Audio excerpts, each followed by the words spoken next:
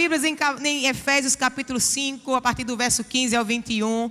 Vamos deixar de conversas e vamos para o que importa.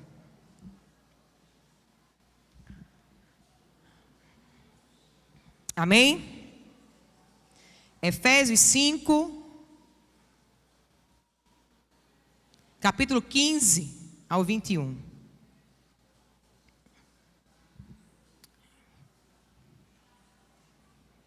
Já abriram? Quem abriu, diga amém. Quem não abriu, diga assim: espere só um pouquinho, minha filha. Pronto. Eu espero, mas só um pouquinho que é para hoje. Tá? Para hoje ainda.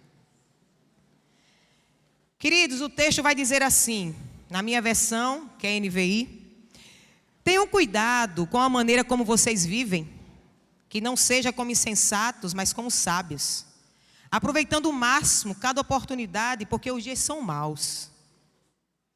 Portanto, não sejam insensatos, mas procurem compreender qual é a vontade do Senhor. Não se embriaguem com vinho que leva à libertinagem, mas deixem-se encher pelo Espírito, falando entre si com salmos, hinos e cânticos espirituais, cantando e louvando de coração ao Senhor, dando graças constantemente a Deus Pai por todas as coisas, em nome de nosso Senhor Jesus Cristo. Verso 21, sujeitem-se uns aos outros por temor a Cristo. Vamos orar? Senhor, nós te louvamos e te agradecemos por essa rica oportunidade. Pai, que a nossa vinda aqui não seja em vão, mas fala conosco. Ministra aos nossos corações, nos rasga, Senhor, por dentro e nos faz mais uma vez estarmos desejosos em parecermos contigo. Que mais uma vez o nosso coração se converta nesta tarde e o teu nome em nossa vida seja glorificado. Muito obrigada pela tua palavra, em nome de Jesus. Amém. Irmãos, eu quero começar contando para vocês uma breve história, tá certo? Mulher gosta de história, né? Não, mas vai ser breve mesmo, eu prometo. Vamos lá. Era uma vez um Deus soberano. Esse Deus soberano decidiu criar todas as coisas. Olha, ele decidiu criar todas as coisas e quando criou, viu que era bom. E disse, isso é bom. Mas para coroar a sua criação, o que foi que ele fez? O homem e a mulher. E aí olhou e disse, isso é muito bom. Vocês estão atentos, né? Esperem que são 2 horas de pregação, não quero nem saber. Isto é muito bom. Surge então, literalmente, um casal perfeito. Sabe aquela historinha que a gente diz assim, eita, fulano e cicrano? Ó, é um casal perfeito, ó. Pare com isso. Deixe disso. Isso não existe. Existiu, mas agora não mais. Aqui está literalmente um casal perfeito, aquele que era realmente o único casal que poderia receber tal adjetivo, pois nenhum outro seria digno de tal afirmação. E hoje, sinto avisar a vocês que não devemos mais afirmar isso sobre outros casais. Mas por quê, Kátia? Simples. Porque através desse mesmo casal, nós nos tornamos imperfeitos por herança, pecadores por natureza, mentes e corações sujos, manchados no caráter. Pois a perfeição de Adão e Eva caiu por terra a partir do momento que eles pecaram, desobedeceram e se rebelaram contra um Deus santo e que os criou. Assim, também herdamos essa natureza pecaminosa. E agora, quem poderá nos salvar? Disse o apóstolo Paulo diante da sua natureza pecaminosa e da sua miserabilidade. E todas as vezes que você se olhar no espelho e for tentado em olhar e dizer assim, este é o cara, ou esta é a mulher, lembre-se do texto. Lembre-se do texto de Romanos 7, 24 e 25, quando Paulo diz, miserável homem que sou, quem me livrará do corpo desta morte? Mas ele mesmo responde, irmãos, graças a Deus por Jesus Cristo, nosso Senhor. Mas não só isso, quando você vai para Efésios capítulo 2, 8, ele firma mais ainda essas palavras que ele disse lá em Romanos. Pois vocês são salvos pela graça, por meio da fé.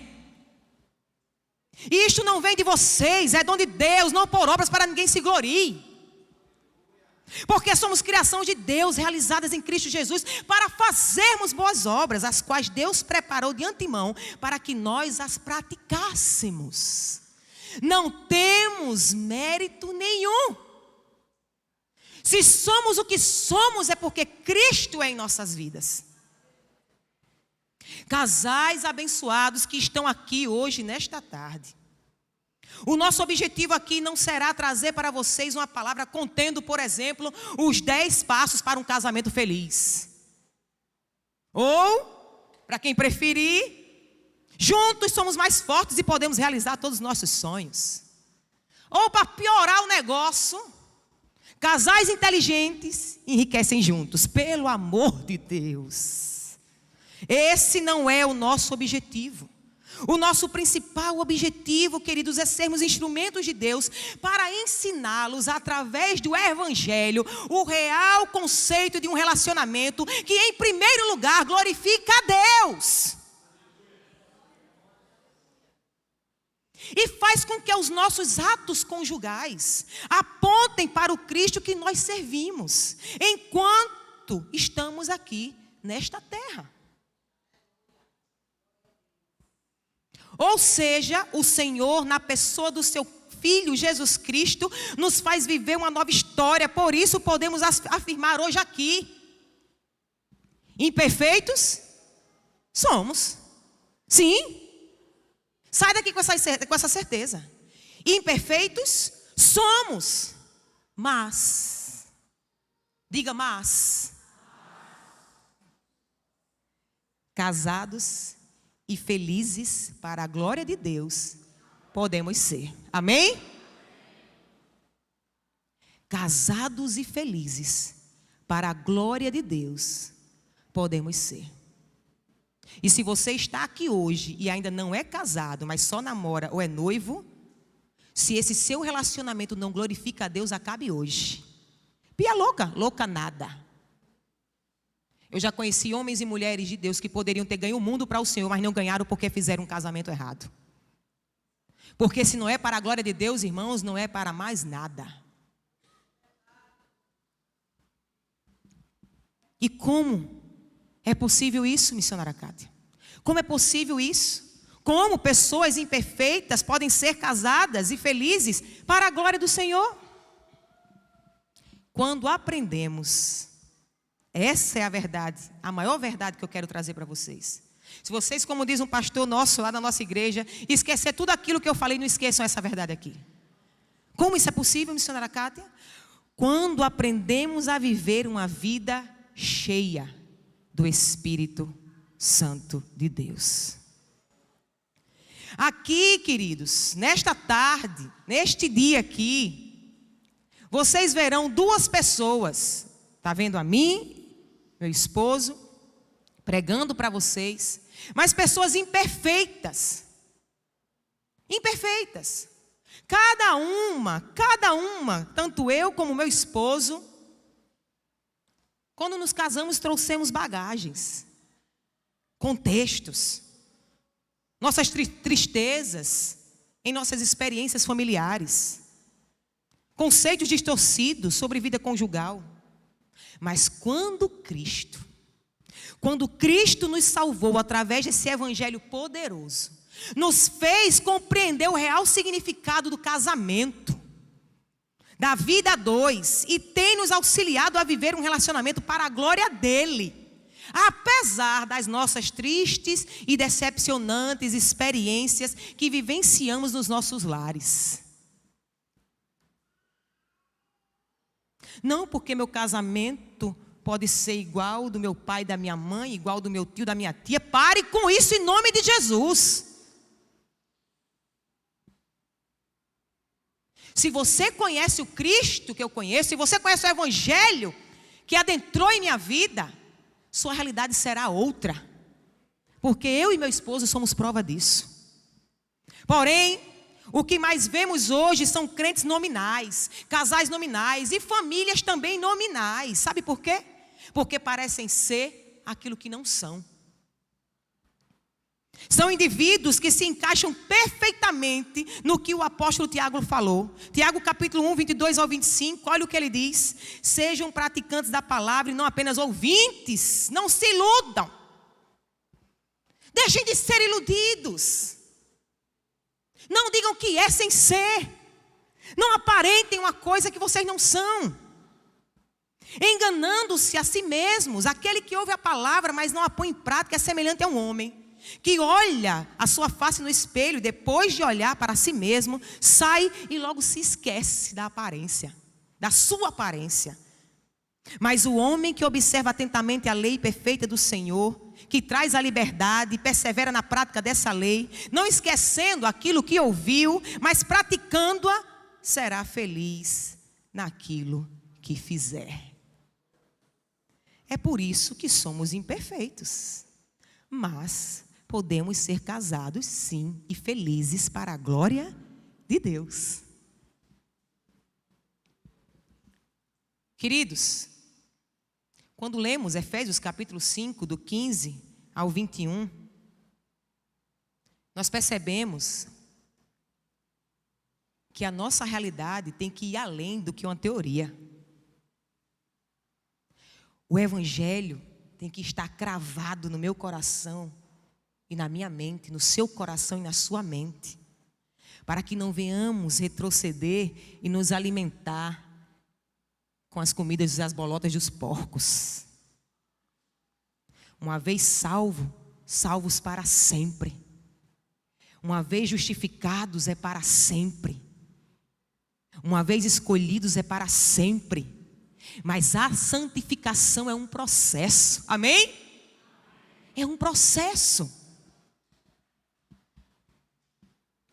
Quando Paulo diz: tenham cuidado com a maneira como vocês vivem, o negócio aqui é sério. É muito sério. Muitos aí fora não estão tendo cuidado da forma como vivem, mas batem no peito e dizem: eu sou cristão. Cristãos nominais, irmãos. Como a música que a amada cantou aqui. Quando Josué olhou para aquele povo e viu com que aquele povo estava se desviando do caminho, ele disse: olha, eu quero dizer uma coisa aqui para vocês. Eu e minha casa serviremos ao Senhor. Vocês, eu não sei o que vocês vão fazer. Aí fora o negócio está feio. E vocês sabem disso. Tomem cuidado da forma como vocês vivem. O que é que Paulo quis ensinar para essas pessoas lá na cidade de Éfeso? A carta aos Efésios é uma carta que nos dá uma diretriz teológica, explicando o que Cristo fez por nós. Onde os 3 primeiros capítulos são bastante doutrinários, é doutrina pura na veia. E a partir do capítulo 4, Paulo ensina aos novos cristãos daquele lugar como eles deveriam viver na prática. Ou seja, agora como novas criaturas, deveriam parecer muito mais com Cristo do que com o mundo. Sendo novas criaturas, deveriam agora andar no poder do Evangelho ao invés de doutrinas e filosofias pagãs. Como deveriam se comportar como prisioneiros de Cristo e não prisioneiros do pecado. Deveriam ser santos como Deus o qual eles serviam ou adoravam é santo. Através desse texto, queridos, o apóstolo Paulo firma mais ainda nos nossos corações, no coração daqueles ouvintes, que todo conhecimento obtido da parte de Deus deveriam ser exteriorizado na prática, no dia a dia da vida, em cada lar e famílias alcançadas, e principalmente nos nossos relacionamentos. Ou seja, a teoria e a prática andando lado a lado. Eu escuto, eu aprendo, eu pratico. Amém? Eu escuto, aprendo e pratico. Não vai adiantar apenas eu ouvir, e ouvir, e ouvir. Você tem que aprender o que está ouvindo. Eu tenho que aprender o que eu estou ouvindo. Isso significa dizer que eu devo praticar. Os versículos que lemos, Paulo mostra para aqueles ouvintes e para nós hoje, para mim e para você, que o Evangelho nos faz compreender que a nossa realidade conjugal não precisa seguir o mesmo exemplo dos nossos pais ou de qualquer outro relacionamento frustrado que existem aí fora, nessa sociedade apodrecida por causa do pecado. Não, irmãos. Nós temos um caminho excelente a trilhar. Ele é difícil, mas ele é excelente. Paulo está consciente do que ensina a esses antigos pagãos. Ele sabe o que ele está dizendo. Ele diz que agora eles foram redimidos, escolhidos, selados, perdoados em suas transgressões, salvos pelo sangue de Cristo, mas ainda viviam em uma sociedade, uma cidade idólatra, imoral, corrupta, diante de Deus, distante de Deus, e que apenas desejavam suprir as suas necessidades carnais. Agora eu pergunto, será que nós não vivemos essa mesma realidade aí fora? Será que na cidade onde nós moramos, no país onde nós moramos, no mundo onde nós vivemos, é tudo perfeito, maravilhoso? É isso? Não, queridos, a realidade daquele povo é a nossa realidade aqui. Eles se tornaram novas criaturas, mas ainda estavam vivendo naquele lugar, onde aquela sociedade como a nossa apodrece a cada dia por causa do pecado.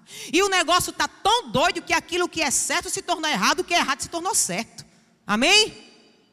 Eu estou mentindo, teta? Estou não, irmãos. Então não tem como a gente dizer, mas na época de Paulo era uma coisa. Gente, a podridão é a mesma hoje. A diferença é que Paulo não tinha internet na época. Não tinha Netflix. Não tinha essas novelas desgraçadas que ensinam o que é nojento, imundo, podre. E que muitas vezes nas nossas casas está tudo ligadinho lá. Gente, Paulo sabia o que estava falando, sabia o contexto que aquele povo estava inserido. Era uma sociedade idólatra e imoral, irmãos, que queriam simplesmente, como é que se diz? Abraçar toda aquela imoralidade, toda aquela carnalidade. E nós vivemos nos nossos dias essa mesma realidade. A mesma. Irmãos, entendam uma coisa. Não venhamos subestimar o mundo, o diabo e a nossa própria vontade. Não subestime. O mundo está cada vez mais querendo nos atrair. Aqueles que são do diabo é do diabo, meus irmãos. Mas o que o diabo quer é fazer a gente tropeçar. O que o mundo quer é que a gente venha nos deleitar com as bandejas que ele nos oferece. Mas na verdade, você só cai se a sua natureza pecaminosa não estiver fixa no Senhor. Não estiver crescendo e amadurecendo na presença do Senhor. Porque é muito fácil botar a culpa para o diabo e botar a culpa para o mundo, não é não?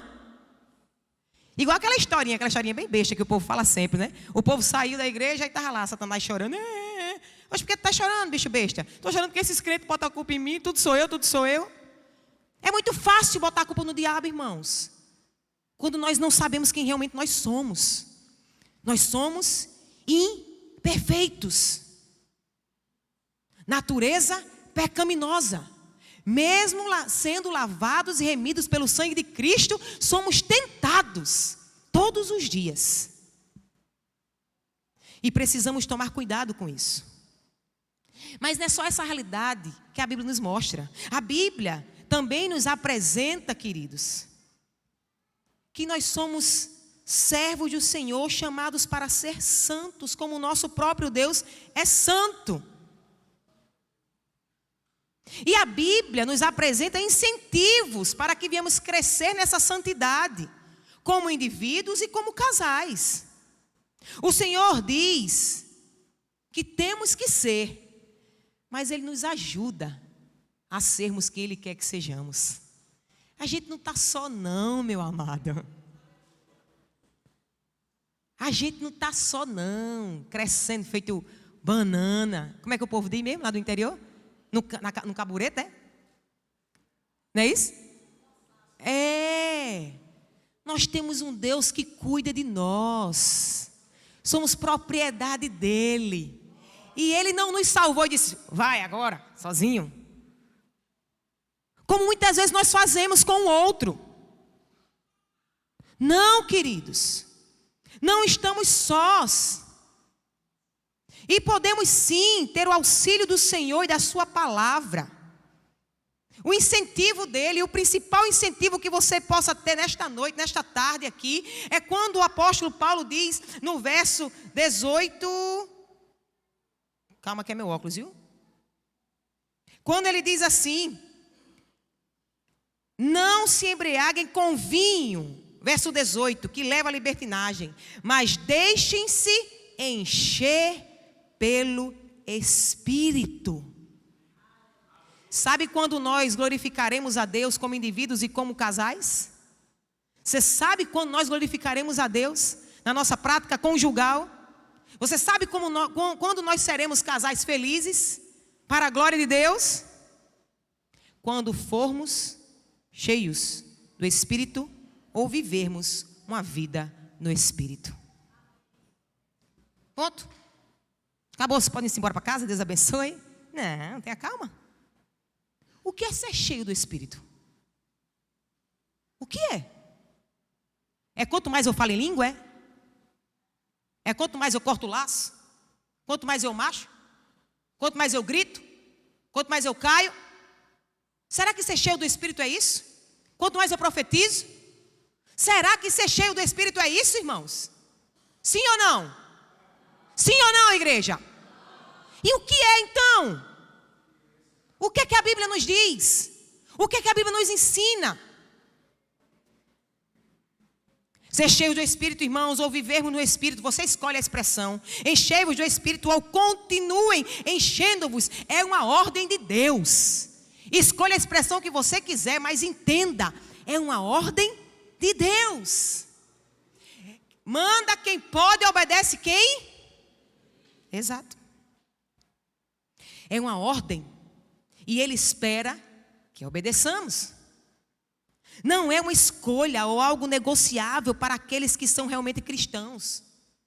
É uma experiência que devemos desfrutar constantemente e não em ocasiões especiais. Também deve estar claro em nossas mentes que nós não enchemos a nós mesmos. Preste atenção, nós não somos, queridos, não somos como um tanque vazio de um carro que para continuar andando precisa de uma determinada quantidade de combustível. Não! Mas a partir do momento que o Senhor converte os nossos corações, nos tornando morada do Espírito Santo de Deus, Ele nos sela, passando a habitar em nós, e portanto, sermos cheios do Espírito, significa sermos dominados por Ele. Dominados por Ele. Direcionados, controlados. Isso é ser cheio do Espírito Santo de Deus. E se eu e você somos homens e mulheres, casais, controlados pelo Espírito Santo de Deus, eu vou saber como agir. Lembra que eu falei que Ele nos auxilia? Lembra que eu falei que Deus não nos deixa só? Mandou o seu Espírito que hoje habita em nós. Não veio fazer só uma passeada, um passeiozinho. Ele habita em nós. Ele tabernacula conosco. Ele mora conosco. Ele não é alguém que simplesmente você já chega e diz, ei, fica aí um pouquinho na sala de estar. Deixa eu ali fazer um negócio e depois eu volto e tu entra novamente. Não, se eu e você somos novas criaturas, verdadeiramente, nós temos alguém que habita em nós, que é muito mais poderoso e que nos auxilia na caminhada do dia a dia da vida cristã. O Espírito Santo de Deus. E se eu sou cheia do Espírito, Ele me domina. E se eu sou um casal cheio do Espírito, Ele nos domina. Sabe por quê? Porque nós não seremos insensatos. Olha o verso 15, o que é que diz? Cuidado com a maneira como vocês vivem, que não sejam como os insensatos. Irmãos, pessoas insensatas são pessoas inconsequentes, que na vida revela falta de reflexão, de ponderação, de prudência, que não pensam direito nas consequências, que agem como se não tivesse nenhuma satisfação a dar, nem para o seu cônjuge, nem para a sua liderança e consequentemente para Deus. São pessoas que levam a vida e os seus relacionamentos, igual a proposta de uma música que diz: deixa a vida me levar, vida leva eu. Se deu certo, deu. Se não deu, paciência. É assim que os insensatos agem. E o que o apóstolo Paulo nos diz? Não sejam, nos ensina, e queria ensinar aquelas pessoas: não sejam insensatos. O que o apóstolo Paulo quis dizer para aqueles novos cristãos, irmãos, e para nós, é que não somos mais como essas pessoas que vivem sem considerar as diretrizes, os conselhos, os ensinamentos que Deus apresenta para a nossa conduta e a guarda do nosso coração. Você agora tem um dono e tem satisfação a dar a Ele. E precisa glorificá-lo através da sua vida e dos seus atos. Podemos enganar quem quer que seja, queridos. Podemos enganar quem quer que seja. Nosso cônjuge, nossa família, nosso pastor. Mas ao Deus o qual nós servimos, não. Não sejam como os insensatos. E ao contrário, sejam controlados pelo Espírito. Hajam com sensatez. Assim como fez o salmista no Salmo 119, 10, 11. Olha o que ele vai dizer. Como são felizes os que andam em caminhos irrepreensíveis, que vivem conforme a lei do Senhor. Como são felizes os que obedecem aos seus estatutos e todo o coração o buscam. Eu te busco de todo o coração, Senhor. Não permitas que eu me desvie dos teus mandamentos. Aí ele vem e fecha. Guardei no coração a tua palavra para não pecar contra ti. Sensatez é isso aqui. É isso aqui. Pessoas e casais controlados pelo Espírito Santo de Deus não andam na insensatez.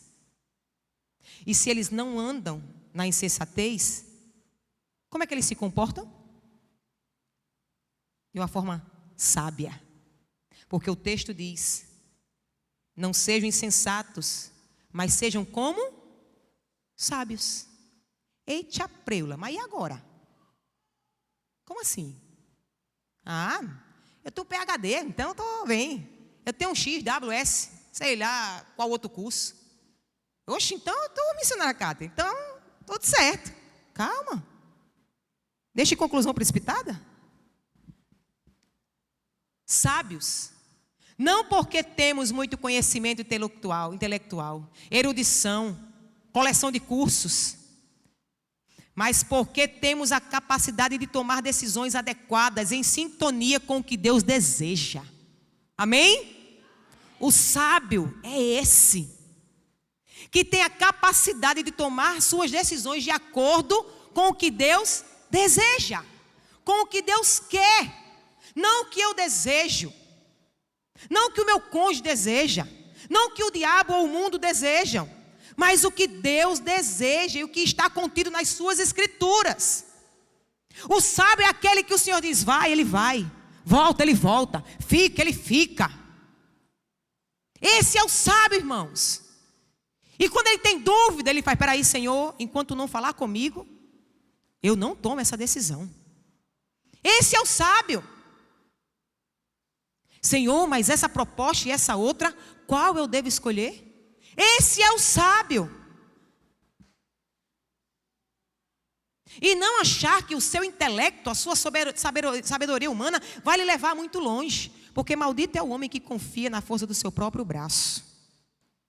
na sua esperteza. Maldito é o homem. E lá em 1 Coríntios, Paulo vai dizer 3,18, não se enganem. Se algum de vocês pensam que é sábio segundo os padrões desta era, deve tornar-se louco, para que se torne sábio. Porque a sabedoria deste mundo é loucura aos olhos de Deus. O que o apóstolo Paulo, queridos, quer dizer para aqueles novos cristãos e para nós hoje, é que a sabedoria que esse mundo busca, e que também existia naquela época, era algo que apenas alimentava o orgulho daqueles intelectuais.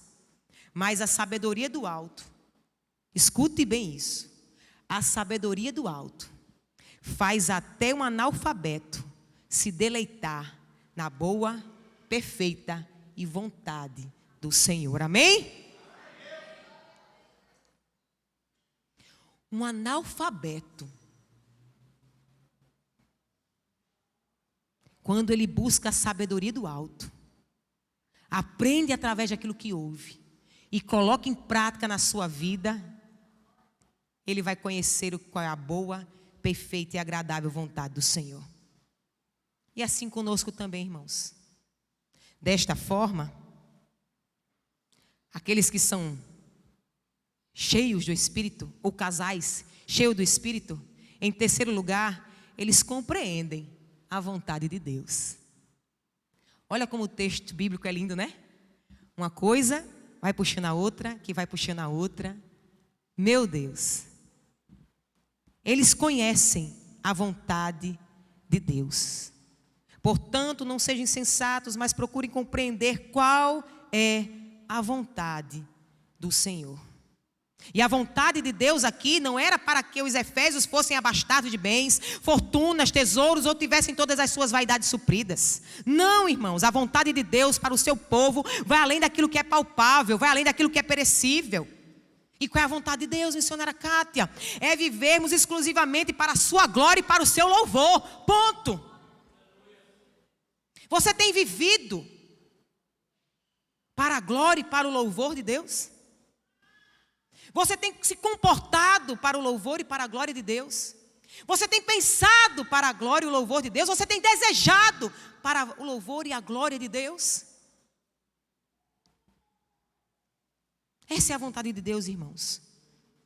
No capítulo 4 do mesmo livro de Efésios, encontramos o que necessitamos. E o próprio apóstolo Paulo vai dizer: assim eu lhes digo, e no Senhor insisto. Vejam bem, que não vivam mais como os gentios, que vivem na futilidade dos seus pensamentos. Eles estão obscurecidos no entendimento e separados da vida de Deus por causa da ignorância que estão, devido ao endurecimento dos seus corações. Tendo perdido toda a sensibilidade, eles se entregaram à depravação, cometendo com avidez toda espécie de impureza. Todavia, não foi assim que vocês aprenderam de Cristo. De fato, vocês ouviram falar dele e nele foram ensinados de acordo com a verdade que está em Jesus. Quanto à antiga, vejam bem, maneira de viver, vocês foram ensinados a despir-se do velho homem. Essa é a vontade de Deus. Despir-se do velho homem, que se corrompe por desejos enganosos, a serem renovados no modo de pensar. Essa é a vontade de Deus, irmãos. Que parecemos mais com Ele do que com o mundo. Era isso que o apóstolo Paulo estava ensinando a essas pessoas. E para nós também. É isso que precisamos compreender como verdade de Deus para nós. É isso. E se assim não está sendo, então, é porque continuamos nos embriagando com os prazeres deste mundo. Aí, o que é que o texto diz? Olha o texto, a tua Bíblia. O que é que ele vem dizer no verso 18? Não se embriaguem com o vinho, mas deixem-se encher pelo Espírito. Eita! Toma, Kátia. Toma, tu também. Se eu digo que conheço a vontade de Deus, sou um crente e sou um casal cheio do Espírito Santo, e conheço a vontade de Deus, significa dizer que eu não vou me embriagar com o vinho. Eita, maluca, eu não bebo não. Calma aí. Tenha calma. Há outras formas de embriaguez, com outras coisas. Escute. Um casal controlado pelo Espírito não se ilude com a vida de inutilidade, que era o que o vinho causava.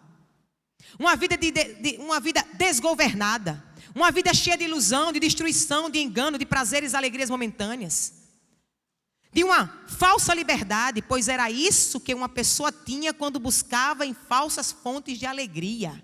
E o vinho, meus irmãos, aqui representava uma dessas fontes para aquela cultura. Estou com um problema? Vou encher a cara. Tirei nota baixa? Vou encher a cara. Não ganhei dinheiro hoje? Vou encher a cara. A mulher está enchendo um saco em casa? Vou encher a cara. Era assim, irmãos. Era desse jeito. O vinho era uma fonte para eles de alegria. E quando Paulo diz aqui, não se embriaguem com vinho, Paulo aqui não está dando a doida na cabeça dele, não. Ele sabia o que ele estava dizendo. Ele não vem numa sequência de pensamento, daqui a pouco diz, oxi, chutar o pau da barraca aqui agora, olha, não embriaga com vinho não, ei, deixa de beber, pingus. Ele não faz isso, irmãos. Ele tem uma lógica, ele tem um conhecimento daquele lugar, daquele povo, daquela cultura. O vinho representava uma fonte de alegria para aquela cultura. E para nós hoje, não é diferente. Além do álcool, temos outras drogas, para todos os gostos. Não só isso, temos as telas, porque ô desgraça esse celular na minha mão, viu? E na tua também. E se a gente não tiver cuidado, não é só o arroz que queima não, meus irmãos. É a vida que passa. Temos as telas, as redes sociais, temos o dinheiro, os títulos, o secularismo. Todas essas coisas estão embriagando aqueles que buscam uma fuga para as suas vidas. Porém, o que Paulo estava querendo ensinar para essas pessoas e para nós é que somos controlados pelo Espírito. Sabemos que a nossa verdadeira alegria sempre estará em Deus. Estou doente, mas estou alegre no Senhor. Não tenho o que comer, mas estou alegre no Senhor. Estou passando por uma dificuldade na família, mas estou alegre no Senhor. Eita, as coisas estão complicadas no meu casamento, mas estou alegre no Senhor e vou procurar entender o que Ele quer para mim e para o meu cônjuge. Deus é a minha alegria. Deus é a sua alegria. Deus era a alegria daquelas pessoas. Cristo era a alegria daquelas pessoas. Não é uma alegria ilusória, irmãos, passageira. Mas é uma alegria eterna, uma alegria profunda, porque o sangue está dando na canela. Como já disse alguém, pode vir um caminhão carregado de pobre e um doido fumando em cima. Eu não abro, porque nada disso pode me alegrar mais do que o Senhor. Nada, irmãos, nada. Existiu, existe ou poderá existir para lhe trazer alegria. Nada. Então não perca tempo. Não percamos tempo. O Senhor é a nossa alegria. É Ele que nos alegra. Salmo 4:7 vai dizer: encheste o meu coração de alegria, alegria maior do que a daqueles que têm fartura de trigo e de vinho. Olha o que o salmista disse: tu és a minha alegria, Senhor, a minha única.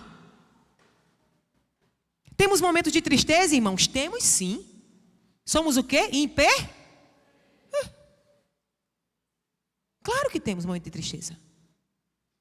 Mas nada pode sucumbir à verdadeira alegria que o Senhor tem me dado. Nada pode sucumbir à verdadeira alegria que o Senhor tem te dado.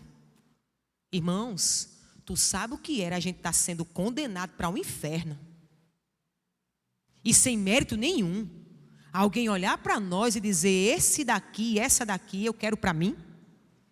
E agora vai viver comigo por toda a eternidade. Tu acha que tem maior alegria do que essa? Que os teus carros, os teus bens, as tuas casas, o teu trabalho, os teus cursos, vai te dar maior alegria do que essa? Que a tua família, que os teus filhos, vai te dar maior alegria do que essa?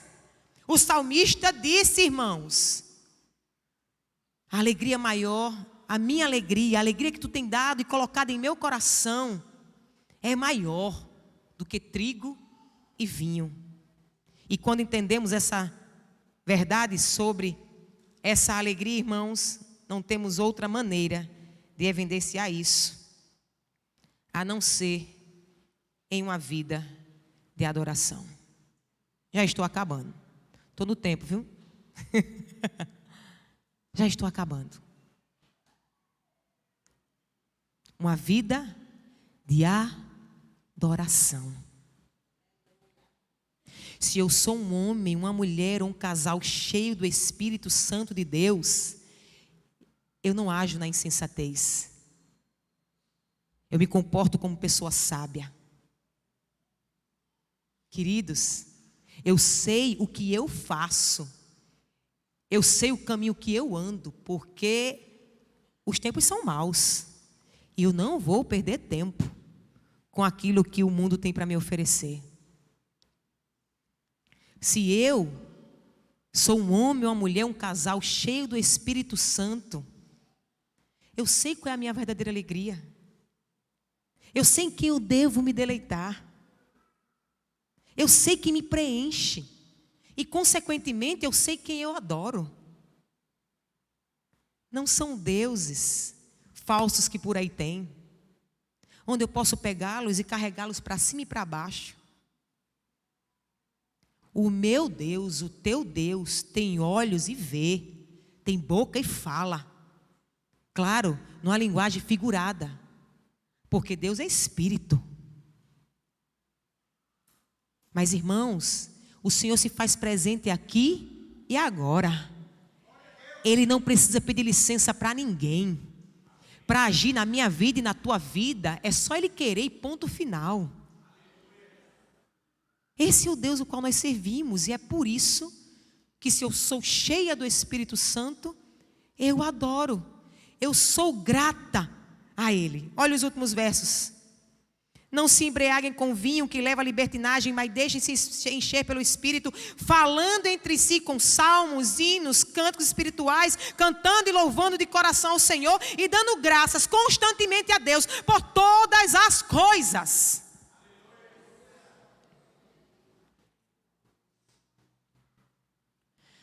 Irmãos, chegamos em uma época que pessoas estão se convencendo de serem cristãos.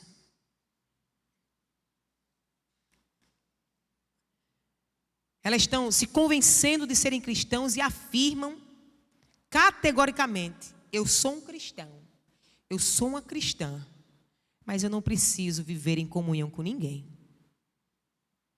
É só eu, Jesus e o resto que se exploda. Está tudo certo. Quando Paulo disse isso aqui, falando entre si, em salmos, cânticos e hinos, ele estava falando para uma pessoa? Sim ou não? Não. Ele estava falando para uma comunidade. Uma comunidade. Pessoas afirmam que não precisam da comunhão com os santos para serem igreja. Isso é uma falácia. Isso é um auto-engano. Isso é uma heresia. Esse pensamento interfere na nossa adoração, no nosso amadurecimento e no nosso crescimento espiritual. Pois jamais, irmãos, seremos igrejas sozinhos, jamais obteremos as bênçãos de Deus específicas que Ele só derrama sobre a comunidade. Você sabia disso? Jamais. E aqui está uma igreja composta de judeus e de gentios. E apesar das diferenças existentes, eles precisariam compreender que em Cristo eles eram um só povo, um só corpo, selado por um só Espírito, tinham uma só fé, um só batismo, um só Deus e Senhor. Chega de individualidade. Agora é o corpo. É a união de todos vocês, que agora andam na unidade, apesar das adversidades, das diferenças. Diversidades. E nada, irmãos, nem ninguém poderia interferir nessa unidade. Nada poderia interferir, apesar de sermos o que somos muitas vezes dentro da igreja. A adoração em comunidade também expressava a nova vida que eles possuíam, a alegria de serem um em Cristo. Então Paulo estava aqui ensinando para eles e para nós, que cristãos cheios do Espírito gostam de ficar juntos, de experimentar uma união alegre no Senhor. E não precisamos dos recursos artificiais do mundo, pois já temos o Espírito de Deus, e Ele é tudo o que nós necessitamos. Por isso somos gratos, por sermos enriquecidos pela presença de Deus e a vida dos outros que nos cercam. A sua vida me enriquece e a minha vida te enriquece. É assim que as coisas acontecem. Nós nos enriquecemos, irmãos, nos nossos relacionamentos juntos. A adoração em comunidade expressa isso, a nossa gratidão a Deus, o nosso prazer de estarmos em sua presença. E nós não precisamos daquilo que podem nos oferecer, que está aí fora. Somos gratos por isso, irmãos. E só o Espírito Santo nos fará ter um coração grato por tudo, apesar do que passamos ou iremos passar no caminho que nos fora proposto. Salmo 133, verso 1 ao 3, vai dizer: como é bom e agradável quando os irmãos convivem em união. É como um óleo precioso derramado sobre a cabeça, que desce pela barba, a barba de Arão, até a gola das suas vestes. É como o orvalho do Hermon, quando desce sobre os montes de Sião. Ali o Senhor concede a bênção e dá vida para sempre. Se eu sou um homem ou uma mulher, se eu sou um casal cheio do Espírito Santo de Deus, eu adoro ao Senhor e sou grata a Ele por tudo. Não na minha individualidade, mas por estar em comunhão com os outros. E agora, realmente, por fim, olha o que ele vai dizer no versículo 21. Sujeitem-se uns aos outros, por temor a quem? A quem? Sujeitem-se uns aos outros, por amor a Cristo. E é claro que eu não vou discorrer aqui sobre esse ponto, porque senão meu esposo ele vai me deserdar. Ele já fica com os olhos assim. Fala, continua para tu ver. Vai, queima meu filme para tu ver um negócio. A gente se resolve em casa depois. Queridos, brincadeiras à parte, espero ter abençoado a vida de vocês aqui nesse momento.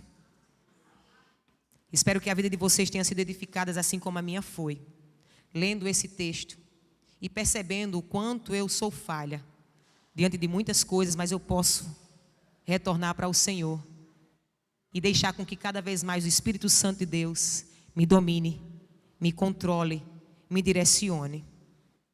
Irmão, jamais conseguiremos compreender e absorver qual o nosso verdadeiro papel na relação conjugal, se nós não formos homens e mulheres cheios do Espírito Santo.